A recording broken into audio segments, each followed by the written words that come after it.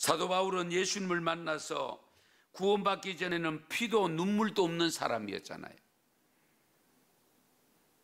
하나님을 믿었지만 결코 구원의 눈물 같은 것은 경험해 보지 못한 사람입니다.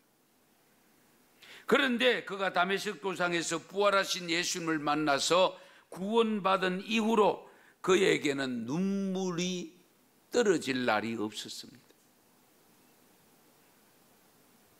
너무도 많이 울어서 눈병에 걸렸다고 성경학자들은 주장합니다.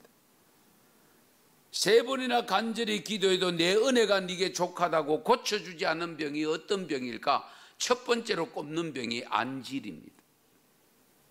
그건 죽지 않는 병이잖아요. 하도 많이 울었어. 누가복음 7장 36절에서 38절에 보면 한 바리새인이 예수께 자기와 함께 잡수시기를 청하니 이에 바리새인의 집에 들어가 앉았을 때에 그 동네에 죄를 지은 한 여자가 있어 예수께서 바리새인의 집에 앉아 계심을 알고 향유 담은 옥합을 가지고 와서 예수의 뒤에 그 발 곁에 서서 울며 눈물로 그 발을 적시고 눈물로 발을 적셨다.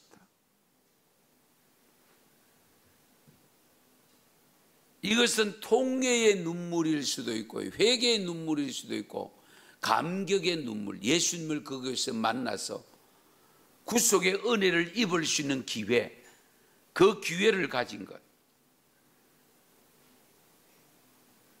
우리 신구약 성경을 통해서 가장 큰 일을 이룬 사람들은 모두 하나님께로부터 구원받은 감격의 눈물을 경험한 사람들이라는 것, 이 점을 염두에 두셔야 됩니다. 우리 교회가 그동안 수많은 순교자들을 냈는데 그 순교자들의 공통점 중에 하나가 뭐냐? 구원의 감격의 눈물을 많이 흘린 분들이라는 사실입니다. 그럴 때에 진정 순교할 믿음이 된다는 겁니다. 그러므로 교회는 이러한 구원받은 감격의 눈물이 마르지 않는 사람들을 통해서 하나님의 일을 이루어 가게 된다는 사실도 기억하셔야 됩니다.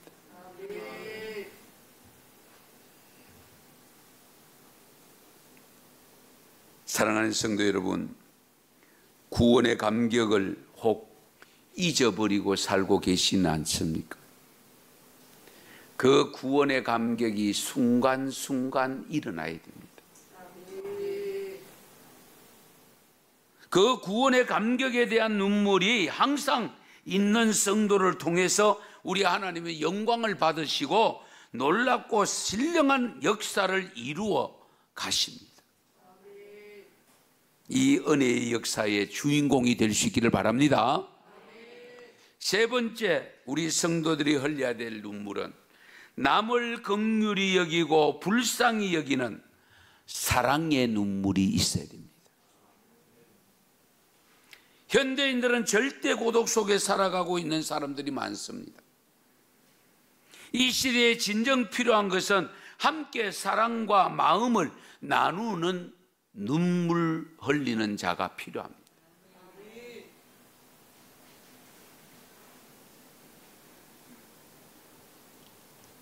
옛날에는 장례가 나면 눈물꾼들을 동원했다고 하잖아요. 같이 울어주는 사람. 예. 그거는 돈 받고 하는 겁니다. 그거는 참된 눈물은 아니죠.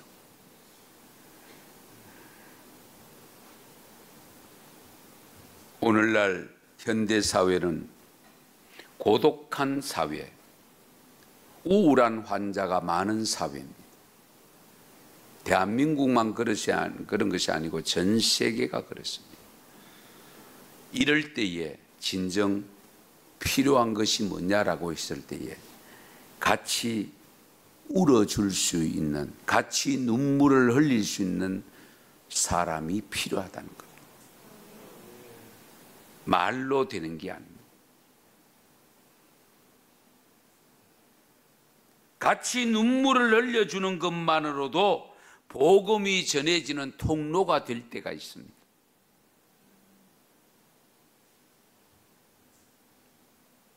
이미 고인이 되었습니다마는 장영희 교수님은 남을 위해 흘리는 눈물을 가슴 속에 숨어 있는 보석이라고 표현했습니다. 가슴 속에 숨어 있는 보석. 그것이 눈물이 필요한 자에게 눈물을 흘려주는 그 눈물을 가리킵니다. 예레미야 선지자는 우리가 눈물의 선지자로 알고 있지 않습니까?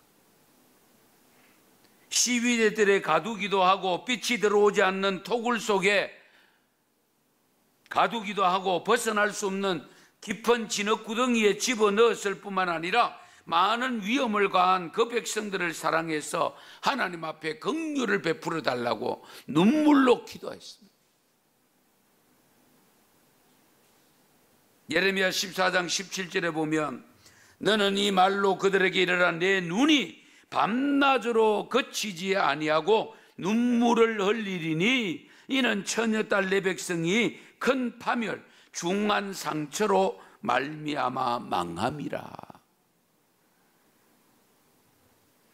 나라가 기울어지는 모습을 보고 눈물을 흘린다라고 고백했습니다. 하나님께서 바로 이 기도를 들으시고 이스라엘 백성들을 바벨론 포로로부터 70년 만에 돌아오게 하신다는 약속을 주셨습니다. 거짓 선지자는 곧 돌아온다고 했는데, 그러나 예레미야가 눈물로 호소할 때에 하나님이 봐줘서 70년입니다. 안 그러면 영영 망하게 했을 수도 있습니다. 그래서 예레미야 31장 16절 말씀인가요? 보시면 여호와께서 이와 같이 말씀하시니라 내 울음소리와 내 눈물을 멈추어라. 네 일에 삭설 받을 것인즉 그들이 그의 대적의 땅에서 돌아오리라. 여호와의 말씀이니라. 할렐루야. 내 울음소리, 내 눈물 멈춰라. 이제 그만 울어라.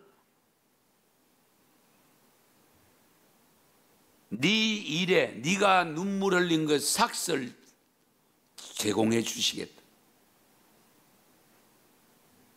대적의 땅에서 돌아오리라. 바벨론 땅에서 돌아오리라. 할렐루야. 예레미야의 눈물이 기도가 그 백성을 돌아오게 하였다면 우리들도 눈물의 기도를 통해서 저 북녘 땅 안에 눈물로 기도하는 성도들의 기도를 생각하며 우리가 함께 기도해야 되지 않겠습니까? 사도 바울도 선교 사역을 하면서 어느 정도 눈물을 흘렸는가? 사도행전 20장 31절에 보면 그러므로 여러분이 일깨어 내가 3년이나 밤낮 쉬지 않고 눈물로 각 사람을 훈계하던 것을 기억해라.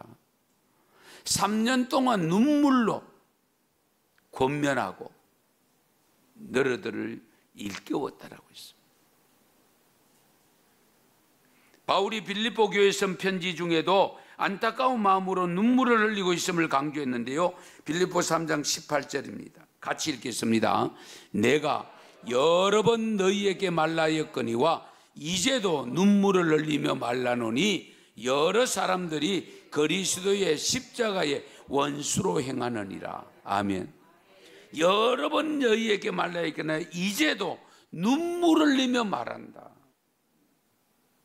사도 바울이 거짓말한 건 아니잖아. 예수님은 그동안 가까이 지내던 나사로가 죽었다는 소식을 듣고 눈물을 흘리고 망할 나라를 바라보면서 성벽을 바라보면서 눈물을 흘리고 겟세마네 동산에 올라가서 십자가를 앞에 놓고 눈물을 흘리며 기도했다면 우리 또한 기도해야 되지 않겠습니까? 눈물의 기도.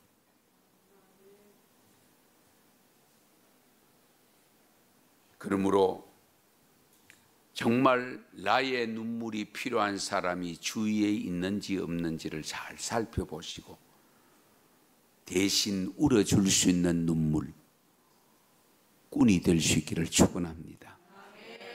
네 번째로 우리가 흘려야 될 눈물은 일상적인 생활에서 받은 은혜에 감사하는 감동의 눈물이 필요합니다. 아마 이런 눈물을 흘려보지 않는 성도는 없을 것입니다만은 혹시라도 하나님의 은혜가 아니면 도저히 이룰 수 없다는 고백을 할 수밖에 없는 큰 은혜를 받았을 때 흐르는 눈물. 같은 말씀이라도 은혜의 말씀으로 들려올 때, 평범하게 들려올 때 차이가 있습니다. 말씀이 내게 은혜로 다가오면 듣는 중에도 눈물이 흐르게 됩니다. 이런 눈물 흘려보셨어요?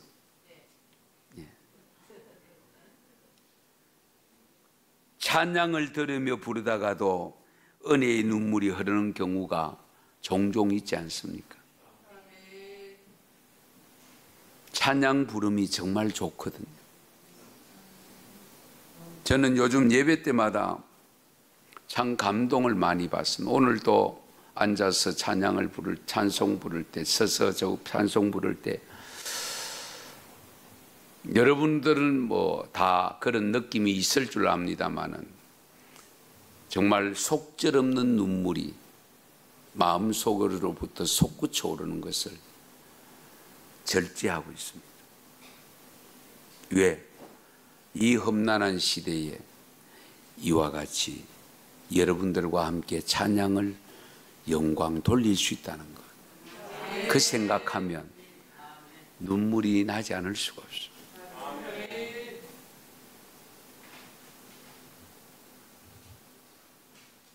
가급적이면 여러분에게 눈물을 보이지 않으려고 할 뿐입니다.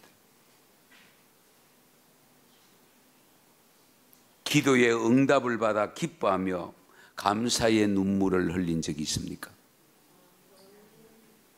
말씀에 순종하여 부지런히 전도함으로 전도의 열매를 얻었을 때에 흘린 눈물이 있습니까?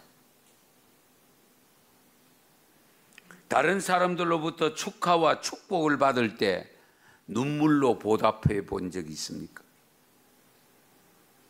자녀들이 잘 자라서 부모의 마음을 흡족하게 할 때에 흘린 눈물 갖고 있습니까?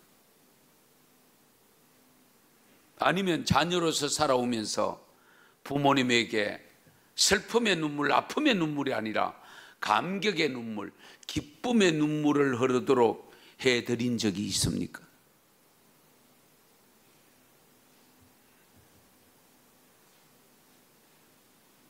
저는 정말로 모든 것이 감사하고 모든 것이 은혜이므로 그 감격의 눈물, 감동의 눈물을 자주 흘리고 있습니다. 이 말씀도 어제 새벽 1시까지 준비하면서 눈물 흘리며 준비했습니다.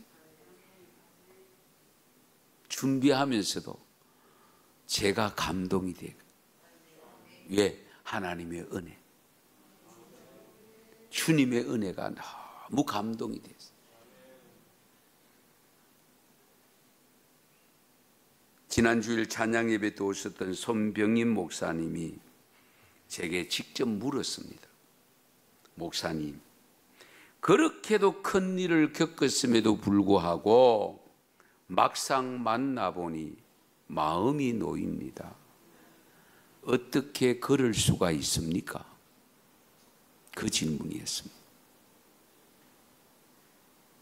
그래서 본인이 수요일날, 지난주 말고 그 2주 전에 수요일날, 저도 모르는 사이 예배들, 저는 원래 몰랐던 분이거든요. 수요일날 말씀 전하는 내용을 보고 어떻게 저렇게 성실하게, 그분의 고백입니다, 저렇게 열심으로 준비한 말씀을 전하고 계시나, 그렇게 생각했대요. 제가 너무 열심히 준비하다 보니 주일 낮 예배 설교도 50분씩 합니다. 죄송합니다. 네. 어제도 새벽 1시까지 했다니까요.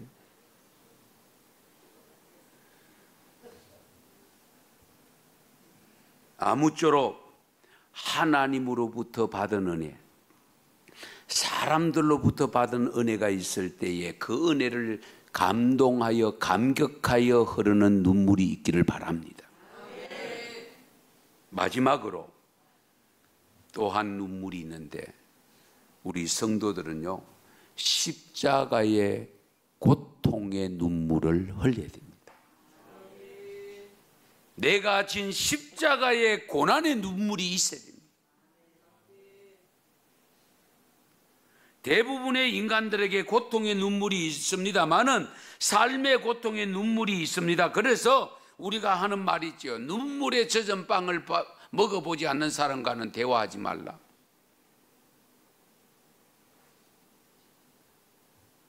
믿음을 가졌든지 안 가졌든지 고난의 눈물은 다 있다는 것을 알 수가 있습니다. 그러나 적어도 하나님을 경외하고 예수를 믿는 저와 여러분에게는 십자가의 고난의 눈물을 흘릴 수 있어야 됩니다.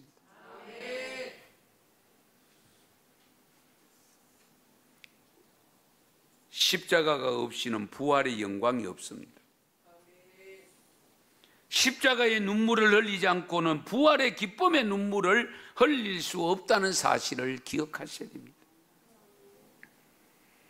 눈물 젖은 빵, 아니 눈물 젖은 보리밥, 눈물 젖은 옥수수밥, 눈물 젖은 주먹밥을 먹어보셨나요? 요즘 아이들은 모르죠. 예.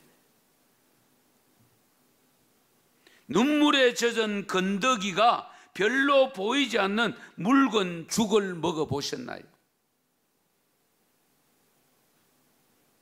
십자가 때문에, 복음 때문에, 예수 믿는 믿음 때문에 받는 시련을 통한 눈물은 그 십자가 때문에 흘린 눈물이라 할 수 있습니다. 예레미야 9장 1절에 보면 어찌하면 내 머리는 물이 되고 내 눈은 눈물 근원이 될고 죽임을 당한 딸 내 백성을 위하여 주야로 울리로다.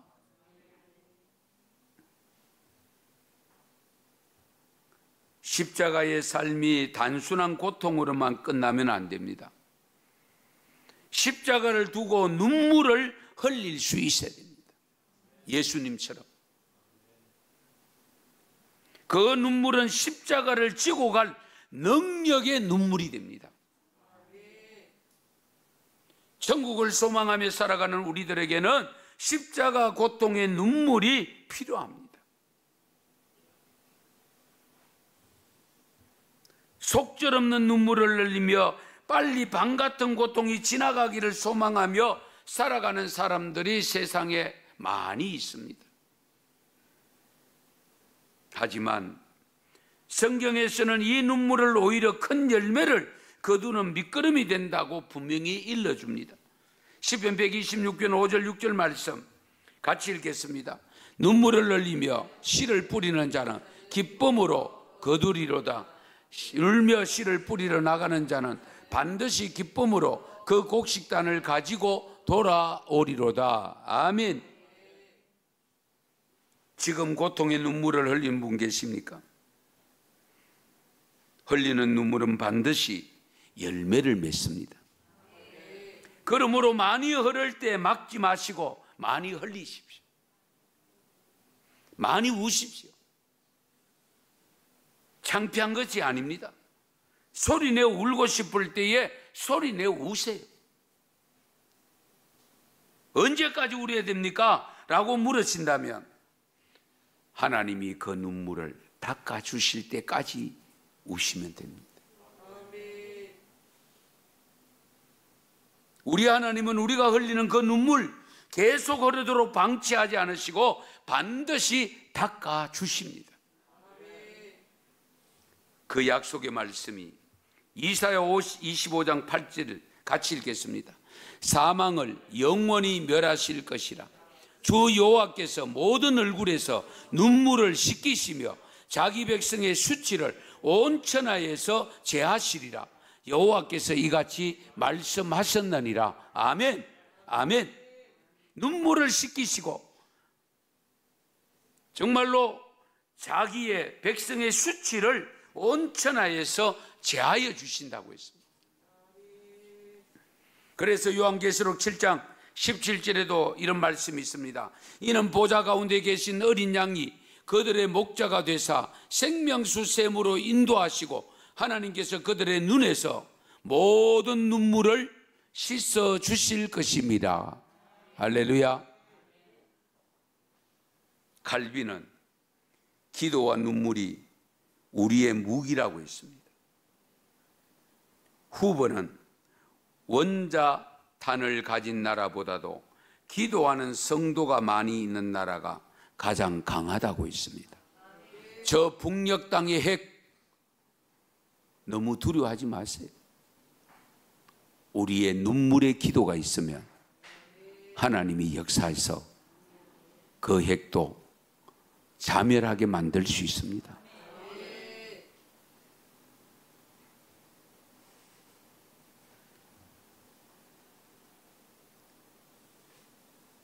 우리 주님께서 하나님께서 반드시 눈물을 거두어 주시는 것을 하갈과 이스마엘에게서 보여주셨습니다.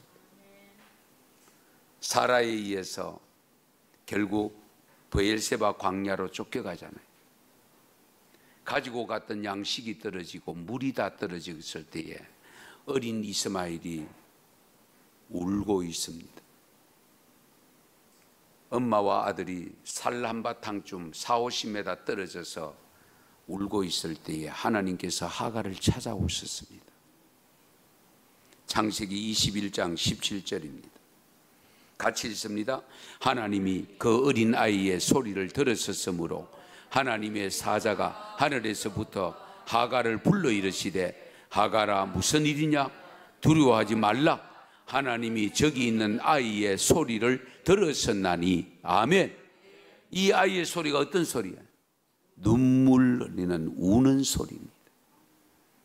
그 우는 눈물의 소리를 들으시고 찾아와서 하갈을 부르시고, 그래서 눈을 번쩍 떠서 보니까 옆에 샘물이 있는 것을 발견하게 되잖아요.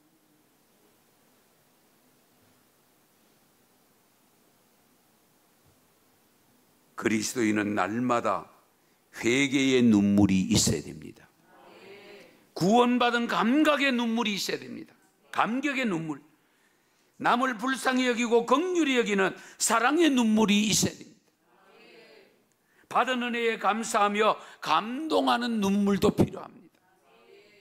더더욱 십자가의 고통의 눈물도 필요합니다.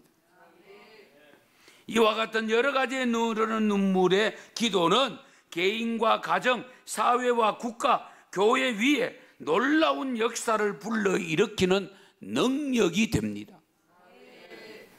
이와 같은 눈물의 양이 나의 아름다운 인생을 결정합니다. 시편 84편 6절 같이 읽겠습니다. 그들이 눈물 골짜기로 지나갈 때에 그곳에 많은 샘이 있을 것이며 이른 비가 복을 채워주나이다. 아멘.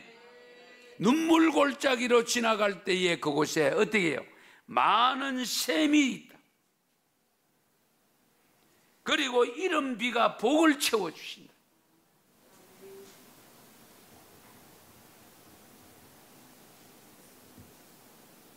우리가 살아가는데 각종 샘이 필요합니다. 그 필요한 샘은 눈물로 만들 수가 있습니다. 인생은 눈물입니다. 소용없는 헛된 눈물이 아니라 필요한 눈물을 흘려서 하나님이 주시는 능력으로 하나님이 눈물을 닦아주실 때에 샘물로 다가오시고 복으로 다가오시는 것을 경험하고 체험할 수 있기를 축원합니다. 축복합니다.